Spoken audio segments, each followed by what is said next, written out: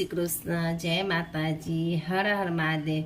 આજે હું તમને દ્વાદશ જ્યોતિર્લિંગના મહિમા વિશે જણાવીશ। હર હર મહાદેવ, ઓમ નમઃ શિવાય। ભગવાન શિવજીના 12 જ્યોતિર્લિંગોનો મહિમા ખરેખરમાં એવો જ અદ્ભુત છે કે જેવું એમનું સ્વરૂપ શંકર, શિવ, મહેશ, ભગવાન મહાદેવ વગેરે કેટલાય નામોથી પૂજવામાં આવેલા ભગવાન શિવના 12 શિવસ્થાન આ રીતે વર્ણિત છે।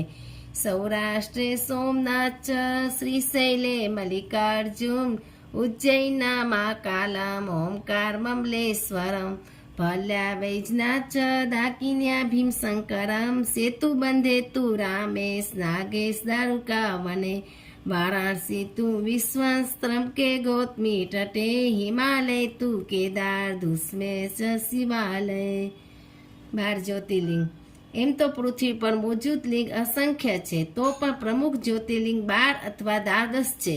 સૌરાષ્ટ્રમાં સોમનાથ, શ્રીશૈલમમાં મલ્લિકાર્જુન, ઉજ્જૈનમાં મહાકાલ, વિંધ્ય પ્રદેશમાં ઓમકારેશ્વર, હિમાલયમાં કેદાર, દાકિનીમાં ભીમાશંકર, વારાણસીમાં વિશ્વેશ્વર, ગોમતીના કાંઠા પર ત્રંબકેશ્વર, ચિંતાભૂમિમાં વૈદ્યનાથ, અયોધ્યાના દારુકવનમાં નાગેશ, સેતુબંધમાં રામેશ અને દેવસરોવરમાં ધુસ્મેશ। પરોઢિયે ઉઠીને આ 12 જ્યોતિર્લિંગનું સ્મરણ પઠન કરવાથી જન્મ મરણના ચક્રોથી મુક્તિ મળી જાય છે। આ લિંગોની પૂજાથી બધી જ જાતિઓના લોકોની માનવતા પૂરી થાય છે અને એમના દુઃખો દૂર થાય છે। આ લિંગો પર ચઢાવેલા પ્રસાદને ખાવાથી બધા પાપ કમનસીબ એક જ ક્ષણે ભસ્મ થઈ જાય છે।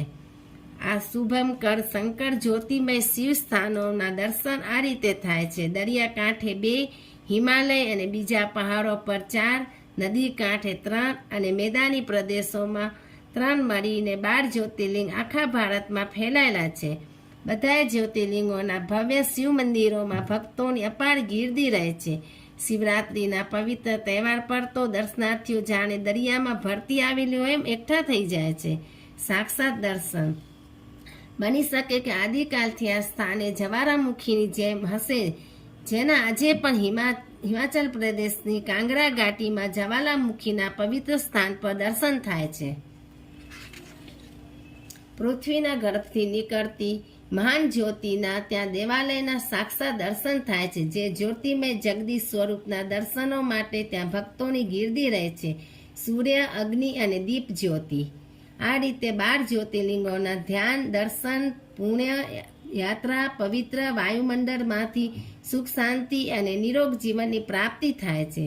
યાદ રાખો કે જ્યોતિર્લિંગના દર્શન આપણું રોજનું કર્મ છે। સૂર્ય, અગ્નિ અને દીપ જ્યોતિ એ મહાન જ્યોતિના જ રૂપ હોય છે। ગાયત્રી મંત્ર ઓમ તત્સવ વિતુવરેણ્યમ જપીને સૂર્ય ભગવાનના સૌથી તેજ રૂપ ધ્યાન વિશે બતાવવામાં આવ્યું છે। જેમની ભક્તિથી બુદ્ધિ તેજસ્વી બને છે। પ્રાણ જ્યોતિ અથવા આત્મા જ્યોતિને દિવ્ય શક્તિ મળે છે। સૂર્ય જ્યોતિ સરંગ આદિકાલથી ચાલી આવે છે અને હંમેશા સંસારને લાભ પહોંચાડતી રહે છે। આ એક પરમ સત્ય છે, નિત્ય છે, એક્ય દ્વિતીય છે। આ અતિ ભવ્ય ભાસ્કર દિવ્ય જ્યોતિને આપણે પ્રણામ કરી સૂર્યોપાસના કરીએ છીએ, એમને અર્ધ્ય ચઢાવીએ છીએ અને મંગળ સમયની પ્રાર્થના કરીએ છીએ। અગ્નિ પણ એક માન જ્યોતિ છે। બધા આ અગ્નિ જ્યોતિ સામે માથું નમાવે છે। આની ગરમીથી જ જીવન ચાલે છે, આ વાત બધા જ જાણે છે। આ સિવાય અગ્નિનો વપરાશ, એનું મહત્વ અને એના લાભને પણ બધા જાણે છે। સૂર્ય અને અગ્નિનું નાનું સ્વરૂપ દીપ જ્યોતિ છે। આજમેન વર્તી સંયુક્ત વન્ય હનાયોજિત મયા દીપ ઘસ્વાણ દેવે ત્રૈલોક્ય તિમિરાપ। દીપ જ્યોતિના મહત્વને આપણે સારી રીતે જાણીએ છીએ। આપણે એની પૂજા કરીએ છીએ, દીપોત્સવ ઉજવીએ છીએ। સ્વાગત સમારોહ, મંગળ કાર્ય વગેરેમાં દીપ જ્યોતિની પહેલા પૂજા થાય છે। શુભમ કરોતિ કલ્યાણમ આરોગ્ય ધન સંપદા શત્રુ બુદ્ધિ વિનાશાય દીપ જ્યોતિ નમોસ્તુતે। આ જ્યોતિથી આપણા અને બીજાઓના અંધકાર દૂર થાય છે અને સ્વધર્મ સૂર્યના દર્શન કરી માન્યતા પૂરી થાય છે। આ માન જ્યોતિને આપણે પ્રણામ કરીએ છીએ। હવે હું તમને 12 જ્યોતિર્લિંગ વિશે માહિતી આપીશ અને એનું મહત્વ જણાવીશ।